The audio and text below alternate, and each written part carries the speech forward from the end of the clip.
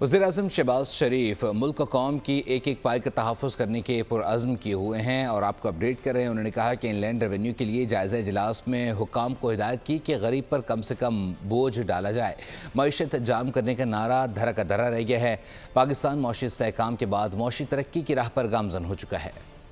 Inland revenue के appellate tribunals के उमूर पर जायजा इजलास, वज़ीर आज़म की हुक्काम को अहम हिदायत। वज़ीर आज़म ने अदालतों में रुकी हुई महसूलात के कानूनी मुकदमात को जल्द अज जल्द निपटाने की हिदायत कर दी। कहा कि मुल्क और कौम की एक एक पाई का तहफ़्फ़ुज़ करेंगे।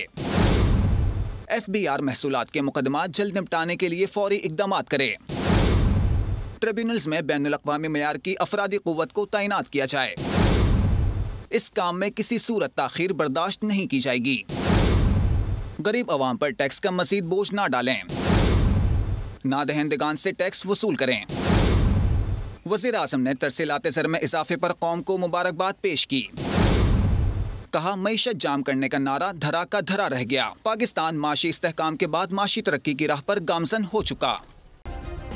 सब्सक्राइब करें और बेल दबाएं ताकि कोई खबर रह न जाए।